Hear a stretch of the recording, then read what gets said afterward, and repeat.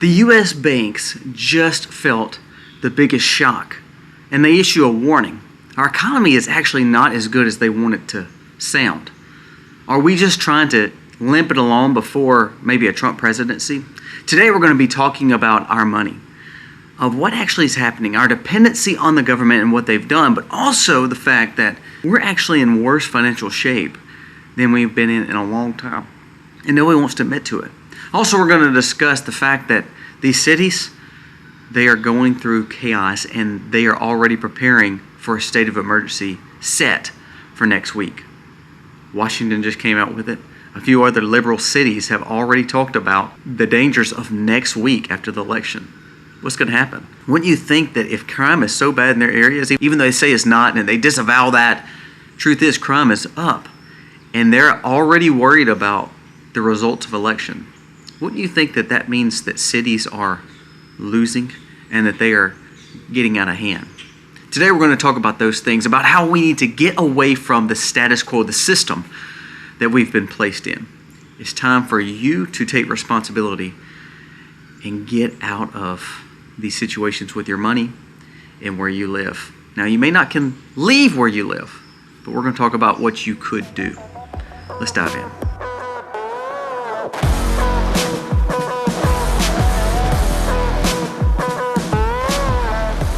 Hey guys, welcome to The Backs. Thank you so very much for being here today. If you are new to the channel, go down here, press subscribe, ring the bell. Give us a thumbs up or a thumbs down, that's okay, but let us know what you think about the content of today's video. Remember, we just gave away some gifts yesterday. We're going to be giving away some gifts from a solar provider this next month for November. So you can get a battery bank as a giveaway for November. All it takes is you subscribing to the channel, commenting below, talk about the videos, what you believe or what you don't believe, because again, it helps us grow together in a common sense way to say, you know what, we can either learn from this, we can learn from that, and we can gain wisdom. That's what it's all about. Now today let's jump into thoughts about the cities, thoughts about our money. Now a lot of us are on tight budgets now. A lot of us can't leave cities. Both those things are understandable. But we're going to talk about the dangers of it and also what you should be doing, because I think the writing is on the wall. Okay, some startling facts. Now we've already discussed Warren Buffett's pull away from Bank of America, getting more cash because he's scared of the market. I want you to listen to this.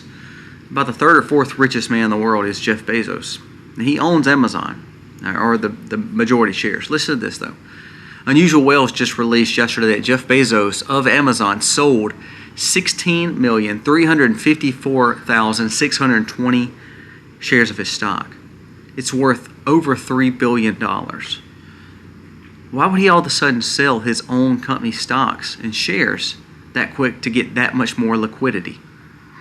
Did you know he bought a lot of the houses around him and he's starting to build this almost like this little island down in Miami where his yacht could go and also where he can have a little bit more of a buffer zone? Is the writing on the wall? A lot of these billionaires are pulling away from the market. A lot of these billionaires are seeing the dangers of this broken economy. I think of Bill Ackman. I think of Jeff Bezos. I think of even Zuckerberg, who is trying to pull more in the middle.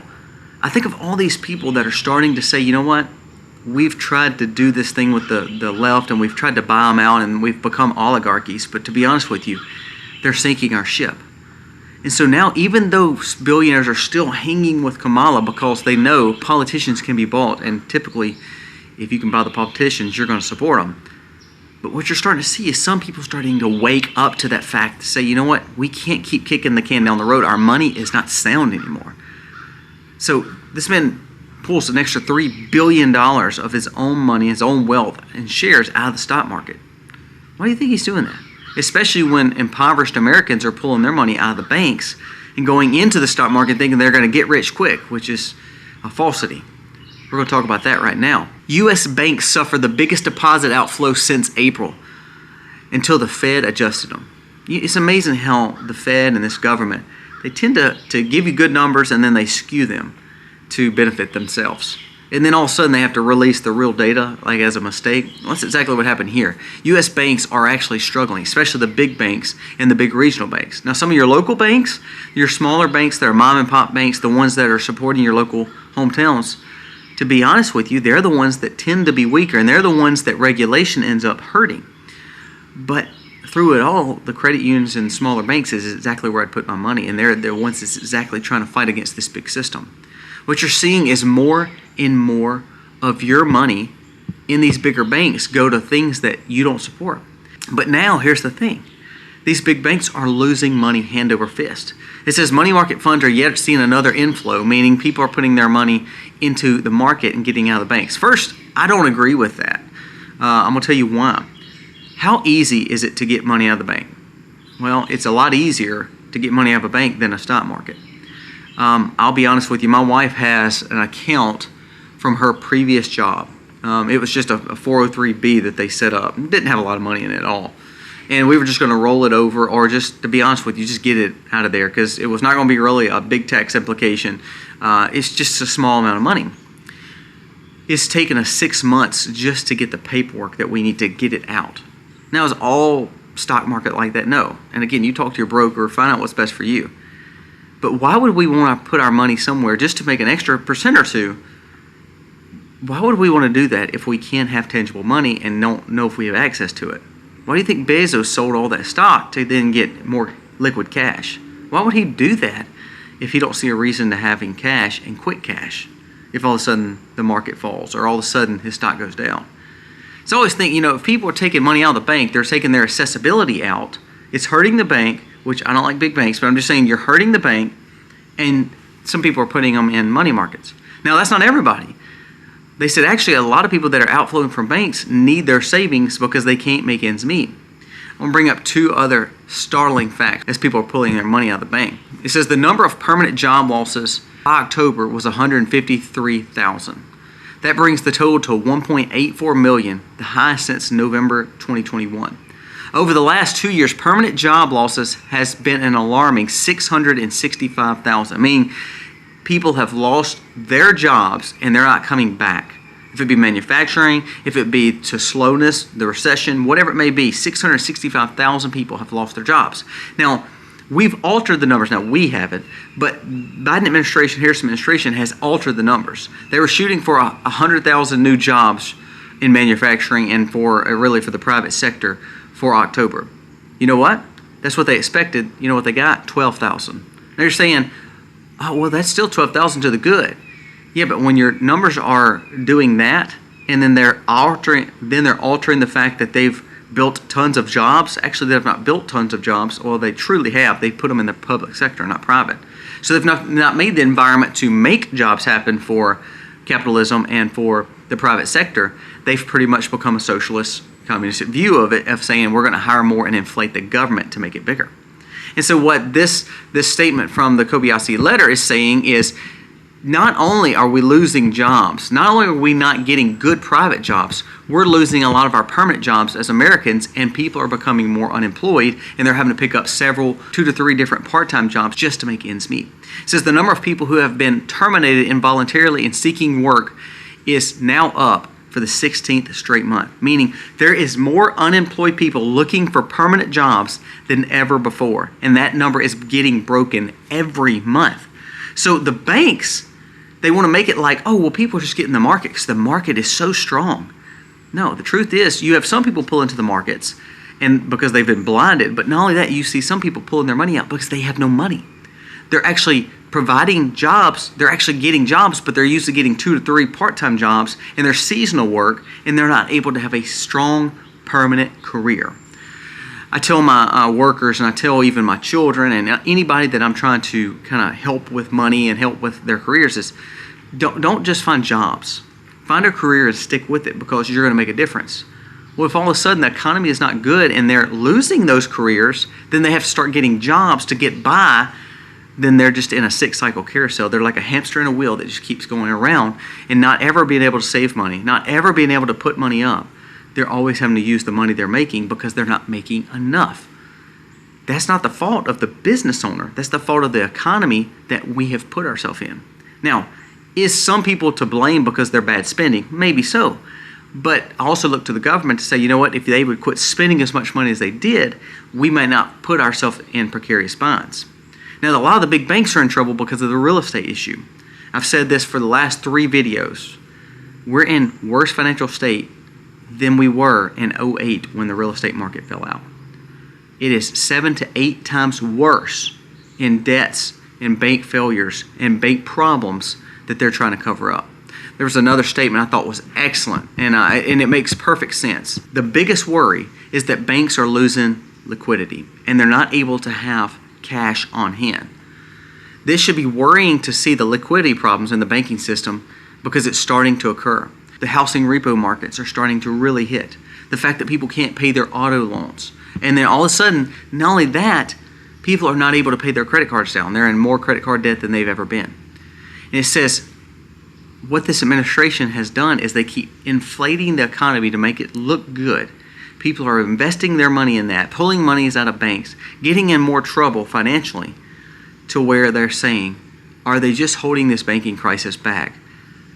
Just to say, you know what, if something were to happen and Trump does win, because it looks like he is, we'll put this crisis on him. Now, I thought that was a big, bold statement, but I was thinking, I honestly believe we're going to have a correction and a major problem with the markets and the economy in 2025. I mean, all records show it, all indicators show it. All banking is showing it. So if they hold it off long enough to not happen before the election, and all of a sudden it happens after the election or after the first of the year, then they're going to say, well, it's Trump's to blame. This is his fault. And so it's going to tie them up to where they're not going to get any good policies done other than inflating the market with more debt and trying to rescue or stimulate America. This is not what we want. And we're starting to see that. Now, what I think you should be doing is making sure that your money is tangible. Not only that, you should be investing in local banks. There's never any of these stories saying, well, local banks are the ones struggling. They're never saying that. Most of the time they're saying, well, actually the bigger banks are struggling, the regional banks are struggling, and that's why they start buying each other out. Also, another thing that I thought was pretty big is that you're starting to see more tax, like UK is starting to tax Bitcoin more. They want to raise the tax implication on Bitcoin. Now, remember, BlackRock is a heavy investor in Bitcoin here in America. You're starting to see BlackRock and several other big entities that are invested in crypto using TikTokers and other influencers to push the narrative that you should be buying Bitcoin and other cryptos. Well, no big deal. You think, well, that's normal. People use influencers all the time to influence. The situation is this, though. If you put all your money in that, again, coins, crypto coins, do you have access to it at a quick time? I've told you before, years ago when I had something on a crypto exchange, doing all the FTX stuff, it was not much. It was a few $100. Still to this day, it's still on that exchange because I could not get it all. They wanted more credentials and more information of mine. They wanted more things about me. So it's kind of like the market. It looks good, so we put it in there, but actually is our money safe? And then not only that, it doesn't matter what the number says. If you can't have access to it, it's worthless. If you have $10 million sitting in an account or crypto or money markets, which most people don't, but I'm just saying if you have a lump sum money sitting there but you have no access to it, is it any value to you? So make sure that you are investing in local banks, local credit unions, and keeping some cash on hand. The problems that we're going to face is not going to be, oh, we need to go to the bank and buy something. No, it's the fact that we need to have money on hand to be able to buy something. Here's why I want to bring that up. If the banks are struggling, the stock market's at risk, why would we want to put our money in the big banks? Why would we want to put our money in the stock market? Wouldn't it be better to not try to quote-unquote get rich quick and just start saving money like the olden days they did, where they had some tangible goods, some assets, and some cash on hand? Is that really that bad? No. It actually is more beneficial to you because then you tangibly own it, you tangibly hold it, and then you are the leader of your domain, basically. You have rights to what you own. It's yours. Now let's talk about some of the city issues because this kind of goes back and forth to a point where if you needed your funds and the city started having problems and the state started having problems, especially in these liberal areas, do you have access to it? I want you to listen to this, and this is where it becomes very scary, not just on the banking, but why I tell you not only to do big banks, get out of these liberal cities. All right, in Washington, just Washington alone, the state of Washington, it says Washington State Governor has issued and activated the National Guard in case of a related violence and riots when it comes to the election. So he's already declaring a state of preparedness and the fact that he believes that there could be some problems if all of a sudden a Trump win happens, that businesses will be terrorized. Now what he's done, he's activated basically a state or national style police to be able to control people. Does that sound like that's actually good for us? Now I know some people on the right even like this. Well, they need the National Guard in there. Do you really? You got to be careful here because now you're using the enforcement wing of the government to set policy. You're not using local police. You're using state and national police at this point. Not only that, why would you want to live somewhere like this when the fact that even before the election, kind of like Los Angeles with the Dodgers winning, and all of a sudden people tear up the town, and like Orlando where people are at a Halloween thing and everybody starts shooting up. Why do we want to live in these big cities if there is going to be problems and they're already telling you, well, we're kind of worried Trump's going to win and we need to prepare for that because we're thinking there's going to be some riots. So now we need to activate troops against American citizens. Now, we can't activate troops to go to the border. We can't activate troops to actually work for the American people and keep us safe. No, we actually have to use troops to enforce regulation and state of emergency in an election. I mean, just think about that. They're not using the troops to protect Americans. They're using troops against Americans. Think about that for a second. Think about that for a second. This also came out and said car thefts in Washington alone, the state of Washington, 65% up. It is approaching 1 million just nationwide. Means the crimes, and they're saying the crimes in cities alone has grown exponentially. 65% just in Washington. So they hold the hands of police where they can't do anything, and then when people get out of hand, they become anarchists, then they bring in the military to control the population. So you tie the hands of local PDs and local sheriffs where they can't help and can't arrest to then turn around and cause a state of emergency, so then therefore you can bring in, what, martial law? A state of emergency so it gives more power to the governor? Think about that. This is a very slippery slope of what we're hearing. Now, most conservatives say, oh, well, that's right, they need to protect the people, protect the businesses. Yeah, they do. But they should have been doing that all along. And it should be where they control the populace, as in making sure that they're keeping them safe and having good law to make sure that people are not getting away with crime. Because if you let them get away with the little stuff, they're going to get away with the big stuff. If they're stealing cars and breaking and entering, like in California, where you can steal up to $1,000, they tell you, it's not a law. It's not a law against it if you steal up to $1,000. Well, eventually, if you let people do the petty things, they're going to keep on breaking and doing the big things. And so now you're starting to see the repercussions of that. These are cities and states that are literally falling to pieces. Washington, D.C. also started boarding up. New York started boarding up. Places in California started boarding up. Why would you want to live in these places? Now, for the people that say, well, I always say, get out of the cities. Now, the people who believe like this and the liberals, they're not leaving the cities. They love this stuff. But for the conservatives who are stuck in these cities, here's what you better do. You better make sure that if you're in these apartment complexes or you're in some kind of suburban area, you better make sure that you have protection. You have things on your windows and your doors. You better make sure that you have tangible goods and assets, that you have food, you have water, that you have ways to defend. Not only that, you should have a community of people that are like-minded like you. If you live in an apartment, have you thought about going next door or the next few doors and saying, hey, let's build just a neighborhood watch. Let's build a safety net just right here. I mean, just think what has happened in Aurora, Colorado, Houston, Texas, and New York, where you saw gangs come in to apartment buildings. So just take the election and the chaos out of it. We're not even protected against people that are not even from here. So if I lived in apartment buildings, I would be trying to find like-minded folks. I would put some kind of little neighborhood watch or some kind of apartment watch or floor watch out that we could start working together and start building a camaraderie and community. Preppers, people like me, sustainable, self-sustainable, we get to a point where we almost do we kind of huddle in and kind of just keep our family close and we don't want to kind of let anybody in. Well, there is a danger to that. You can only handle so much. So you need to have community. You need to have other people that are thinking like you. A lot of times you can find that in church. You can find that in community places. You can find it in neighborhood watch. You can find it in little civic organizations. Start building those kind of helping hands. Sometimes it may not be the fact that you have a lot of money, but you may have friends who have money and y'all can work together. You have the skills or you have the know-how and you can work together so that way you can put your resources together, your assets together, and make sure that you're safe. Now, this is not about fear, but when you have governors telling you that, well, we're not going to allow the police to be police, but then when it becomes bad, we're going to go ahead and board up and declare a state of emergency and activate troops to where they can put curfews on you, they can put safety measures on you to make sure that if riots break out, they can control it. The reason they have to do that is because they never persecute a petty crime. They never let police be police, and they never let sheriff be sheriff.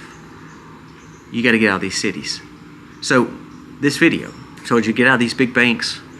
Be careful with your money in the stock market. I have money in the stock market. I'm not saying get out. I'm just saying be careful of it. Make sure it's in conservative places. Also, the money that's in those accounts, if you're dependent on it right now, then you very, very well be careful. I try to don't even look at my statements. I want to make sure that I have money, the money that our retirements are going in or whatever it may be. I don't want to just look at it and know that I've got it there. I want to act like I don't have it. I want to make sure that I don't depend on that. Because if I depend on that, then I'm looking very hard at while I have it in there. It's kind of like when I buy gold or when I buy silver, I want to have it. I don't want to waste all my money buying things like that when I need to buy food and water and safety. But when I buy the food, water, and safety, I want to make sure that I have a hedge of protection against that, so I buy gold and silver. But I want it out of sight, out of mind. I want to make sure that I have tangible assets, and I want to put it safe, but I don't want to have to always use that, just like I wouldn't want to use the stock market. I want to have monies and things put up. Now, cash, here's the biggest. I like local banks. I'm invested in a local bank. That's where my money is. It is in a bank that I could literally call the president right now or the vice president or the CEO, COO on my phone. It's that local, that community. Now, you may not can do that, but there is probably a credit union in your neighborhood. There's probably a local bank in your neighborhood that you can start building a relationship with. Keep some funds in there for safety, of course, but also keep some cash at home. We're living in chaotic times. If you don't believe it, 65% up car thefts. You know, in Mississippi, we don't see a lot of that. We don't have a lot of that kind of crime. But lately, in these bigger cities, especially across Mississippi, not many, because we're pretty rural, but you're starting to see more theft. Just in my little town, they've seen 2 car thefts. And you're like, oh my gosh, that's stupid. We see that in an hour in some of these big cities. You may. But you're already starting to see the ramifications of weak leadership, bad governors, bad cities not having policing, and now you're starting to see what bad borders do, what crime does. You know what a lot of our crime comes from? Places like New Orleans and Baton Rouge and Jackson. Some of the areas that are Democratic ran that are not actually taking care of their problems. So now they're hitting these interstates, hitting these different places, and causing problems even in these areas like ours. If you're a conservative and you're living in these areas and you can't get out of the cities, you can't get out of these big banks, then you better make sure that you're putting all you can up. If you can get out and find a local bank, find a local credit union, put some cash up. If you can get out of the cities and go to your family's land, or you could go and be with your children or be closer to your children, or you could go and get away from the city and find another job working remotely, whatever it may be. Get out of the city, because you're the one that's most vulnerable. The conservatives in the city, not the liberals in the city, not the crazies in the city, not the criminals in the city, the conservatives. And when you have governors like this already telling you there's going to be a state of emergency and we're bringing National Guard in, that should scare the living crap out of you. Guys, let me know your thoughts. This election is coming up. There should be no reason Trump doesn't win. If he doesn't win, there's a bigger problem that we need to discuss. But if he wins, these cities are going to see unrest. Be ready for it. Get prepared. Be vigilant. Make sure you're voting. Make sure you're ready for what's coming. Again, as a Christian, as a conservative, it is your obligation, not just a right, it's an obligation for you to support and push towards conservative values and morals and values, and that's going to be for Trump. Let's do this together and make sure that we're ready to face what's coming. Guys, thank you so much for watching. God bless. Be free. Be free.